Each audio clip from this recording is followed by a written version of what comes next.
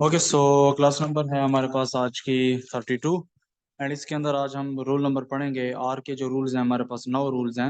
उसमें से rule number 8 and 9 ये दो रूल पढ़ेंगे और इसका हमारे पास आर के रूल्स खत्म हो जाएंगे।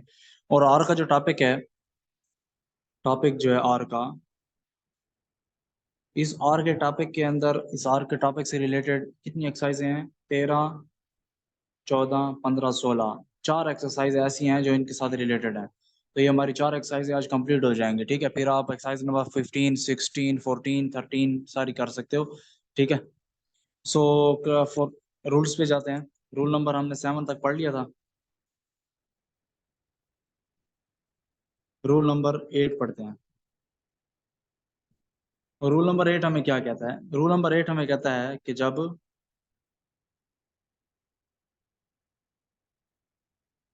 किसी भी लफ्ज के दरमियान में आ रहा है, जब किसी भी लफ्ज के दरमियान में आ रहा है, ठीक है, और उस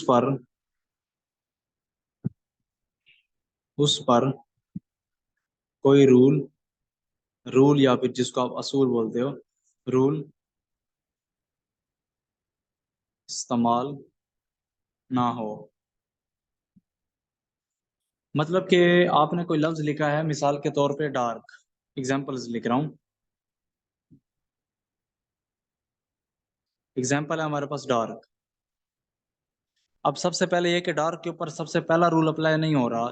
डार्क जब किसी लफ्ज के शुरू में आ रहा है तो ये शुरू में भी नहीं है। जब किसी लफ्ज के शुरू में आ रहा है और उससे पहले वावल की आवाज है तो ये शुरू में आ रहा है ही नहीं, तो ये रूल नंबर 1 भी अप्लाई नहीं हो रहा, 2 भी नहीं हो रहा। रूल नंबर 3 है कि जब किसी लफ्ज के आखिर में आ रहा है, यहाँ पर भी हमारे पास रूल नंबर 3 फॉलो नहीं हो रहा। रूल नंबर 4 क्या है? जब किसी लफ्ज के आखिर में O R E, A R E, A I R इस तरह के अल्फाज आए तो हम डाउन आर इस्तेमाल करेंगे। रूल नंबर 4 भी अप्लाई नहीं हो रहा। पांचवा रूल क्या है? जब किसी लफ्ज के आखिर में आ रहा है और उसके बाद वाव वाला है लेकिन इसके बाद के है, एक अल्फाबेट है, तो पांचवा रूल भी अप्लाई नहीं हो रहा। छठा रूल यह है कि जब किसी भी लफ्ज में एम से पहले आ रहा है, यहाँ पर एम से पहले भी नहीं आ रहा। सातवां रूल क्या है कि जब डी, टी, डी टी हो गया, जे चे हो गया और इथ हो गया, इन पांच अल्फाज से पहले आ रहा है तो अपवर्ड आर इस्तेमाल करेंगे। ये सातवां रूल था, तो सातवां रूल भी अप्लाई नहीं हो रहा। तो क्या कहता है वो? जब किसी भी लफ्ज के दरमियान में आ रहा है, जैसे कि ये दरमियान में आ रहा है और उस पर कोई रूल इस्तेमाल ना हो, तो हम कौन सा आर इस्तेमाल करेंगे? तो अपवर्ड आर इस्तेमाल करेंगे। ठीक है, बात समझ आई है ना? एग्जाम्पल के साथ समझा दिया है। डार्क जब किसी भी लफ्ज के दरमियान में आ रहा है तो ये देखो डी शॉर्ट ए लगेगा, अपवर्ड आर, और ये के हो गया, डार्क हो गया। बाकी एग्जांपल्स देख लें, जैसे कि पार्क हो गया, मार्क हो गया, इसी तरह पारेड हो गया। पारेड पर दो रूल अप्लाई हो रहे हैं। रूल नंबर 7 भी अप्लाई हो रहा है, जब किसी लफ्ज में डी टी पी बी चे जैसे पहले आ रहा है तो अपवर्ड आर इस्तेमाल करेंगे। रूल नंबर 7 भी अप्लाई हो रहा है, और अगर 7 ना हो तो डाउन अपवर्ड आर इस्तेमाल हो रहा है। 8, रूल नंबर 8 की वजह से। ठीक है, तो दोनों कर सकते हो। एक लफ्ज एक और है जो मैं बहुत अच्छे से समझाना चाहता हूँ, मेरी बहुत ख्वाहिश होती है हर स्टूडेंट को समझाने की। ये लफ्ज है, आप इसको पढ़ो, गैराज। क्या? गै शॉर्ट है, क्या आइन की आवाज आ रही है ना? आइन का वावा लग रहा है, शॉर्ट ए, गैराज, राज। अगर तो आप इसको गैराज पढ़ते हैं तो आप इसको ऐसे लिखेंगे, इस तरह से। और अगर आप इसको गैराज की जगह आप पढ़ते हैं गैराज, गैराज, क्योंकि बुक में ये लफ्ज गैराज की जगह इस तरह से गैराज लिखा हुआ है। तो मैंने इसको सर्च किया था तो मुझे पता चला था कि मेन रीजन ये है कि बुक वाला जो है, जिसने इस बुक को लिखा है, वो इसको गैराज पढ़ता था, या फिर उसकी लैंग्वेज ही ऐसी थी कि वो इसको गैराज पढ़ता था, तो उसने इसको गैराज लिखा है। और अगर आप लोग इसको गैराज पढ़ते तो आप गैराज लिखोगे, इसमें कोई भी मसले की बात नहीं है। ठीक है, लेकिन आपको पता होना चाहिए। ये हमारे पास हो गया। बाकी एग्जाम्पल्स मैं लिख लेता हूँ बुक से, क्योंकि मुझे तो इतनी याद है। बाकी याद होंगी सही, लेकिन बुक खोलना बेहतर है, टाइम से ज़्यादा ना हो। हाँ जी, तो ये हमारे पास काफ़ी सारे एग्जांपल्स हैं। चले, मैं आपको बुक नहीं दिखाता हूँ, यहाँ से देख देख के आपको लिखवा देता हूँ कि बुक में कौन कौन सी एग्जांपल्स लिखी हुई हैं। मार्च लिखा हुआ है यहाँ पे। अब मार्च में भी 7वां रूल भी अप्लाई हो रहा है, 8वां भी हो रहा है।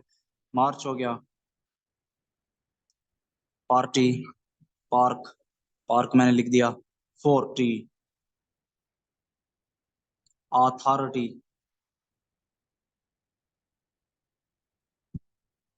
ठीक हो गया। चार्ज, गैराज हो गया, या वो तो मैंने लिख लिया है। फोर्थ हो गया मार्क, वो भी सॉरी लिखा हुआ था। और परेड हो गया, थारोली हो गया, आखिरी एग्जाम्पल है। तो रूल नंबर 8 यहाँ तक कंप्लीट हो गया। रूल नंबर 8 की समझ आई है? यस और नो में आंसर दे दे। रूल नंबर 8 की समझ आई है? Page number 1।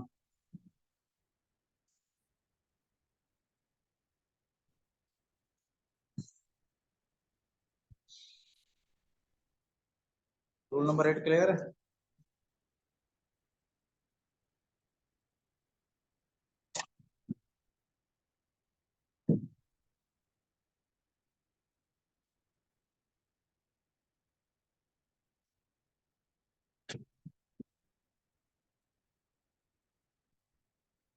ओके, सो ये हमारे पास पेज नंबर 2 है।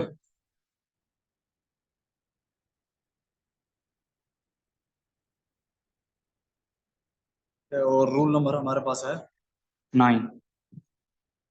लास्ट रूल है आर का। इसके बाद वाला टॉपिक बहुत भयानक है, क्योंकि उसमें सारा दिमाग लगता है। तो उससे बेहतर है उस पर जाने से पहले इस कोचे से समझ लें आर के रूल्स को। 8वां रूल ये कहता है कि जब किसी भी लफ्ज में अप स्ट्रोक, बात को समझो, अप स्ट्रोक के बाद आ रहा है तो अपवर्ड आर इस्तेमाल करेंगे। बात को समझो, इस्तेमाल होगा या फिर करेंगे, इस्तेमाल करेंगे। बात को समझो, वो कह रहा है जब किसी भी लफ्ज में अप स्ट्रोक के बाद, up stroke, what is up stroke?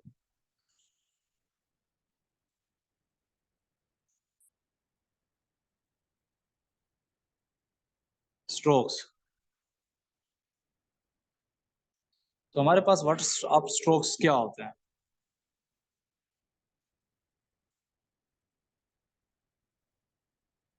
Up stroke वो अल्फाज होते हैं जो अल्फाज नीचे से ऊपर जाते हैं। स्ट्रोक का क्या मतलब होता है? अल्फाबेट्स जिनको हम कहते थे। और अप का क्या मतलब? जो नीचे से ऊपर जाते हैं। अब ऐसे अल्फाज जो नीचे से ऊपर जाते हैं, जैसे डी, अब डी ऊपर से नीचे आ रहा तो ये अप स्ट्रोक नहीं है। टी भी नहीं है, क्योंकि ऊपर से नीचे आ रहा है। इसी तरह एल, एल नीचे से ऊपर जा रहा है, मैं मानता हूं, लेकिन बुक वाला कहता है कि ये नीचे से ऊपर जा रहा है। अगर ये इसको लंबा करते जाएं, अगर ये इसको फ्यूचर देखें तो ये नीचे जाएगा।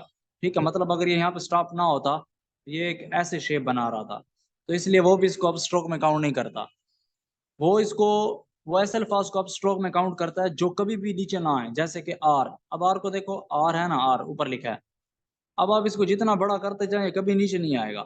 तो वो इसको क्या करता है, ऐसे अल्फाज को अप स्ट्रोक्स में काउंट करता है। ठीक हो गया?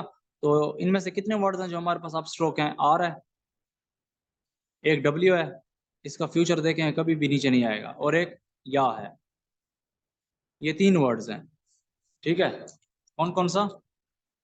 आर, डब्ल्यू और ये। इनकी मैं शॉर्ट हैंड भी दोबारा लिख लेता हूँ।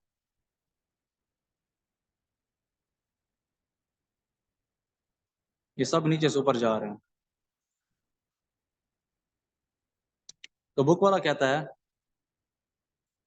अगर इन 3 अल्फाज के डायरेक्ट, इन अल्फाज के डायरेक्ट बाद आर आ रहा है तो हम अपर आर इस्तेमाल करेंगे। एग्जांपल्स देखो, लायर,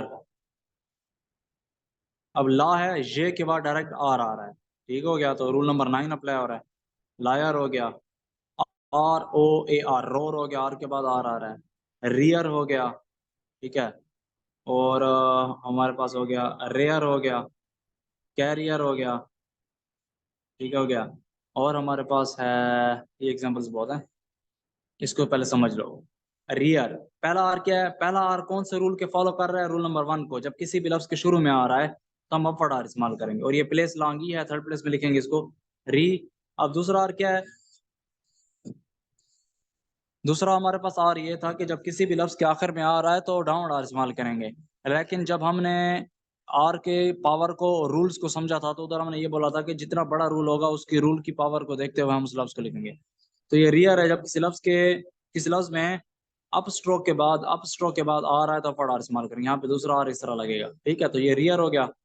रोर सेम वही चीज है लेकिन वावल का फर्क है। रेयर में वही चीज है लेकिन लांगे का फर्क है। लायर में देखो, पहला ला लिख लो, ला ऐसे लिखा जाता है, तो ये ला हो गया। और फिर ये लिखना है, ये कैसे लिखा जाए, ये देखो, ये या हो गया और फिर आर रहता है, या पड़ आर हो गया, मतलब ठीक हो गया।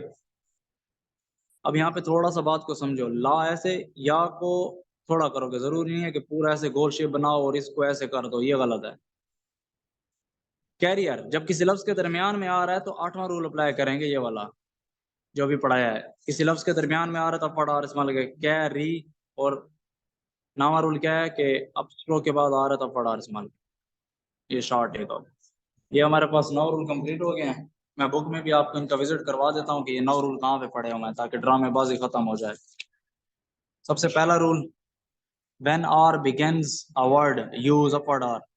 when r begins with an combination vowel r, ठीक हो गया। जब किसी लफ्ज के शुरू में आ रहा है कॉम्बिनेशन वावल आर, ठीक है, पहले वावल और फिर आ रहा है तो फिर डाउन आर इस्तेमाल करेंगे।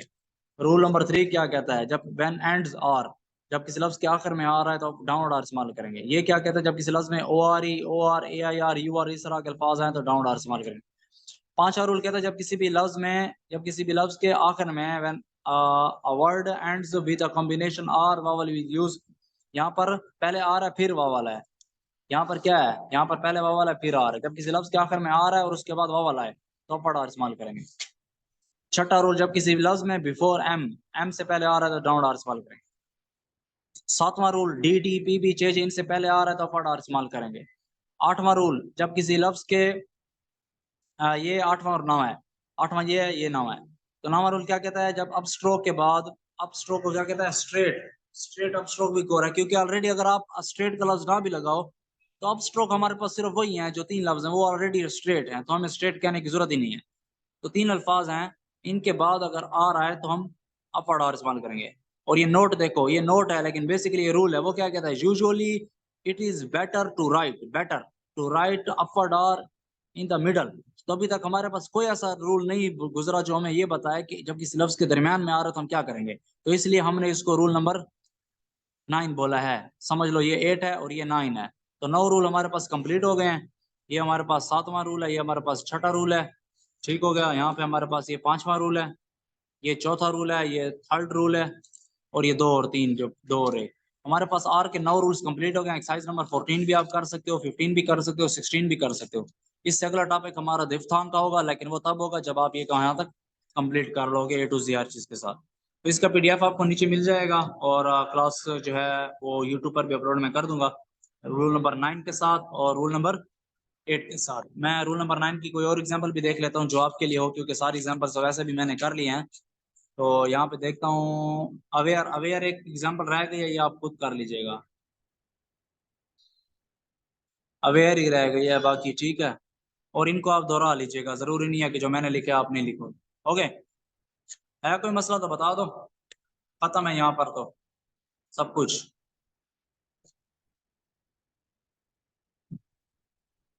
कोई प्रॉब्लम है तो बताओ, शेयर करो, कमेंट्स बताओ।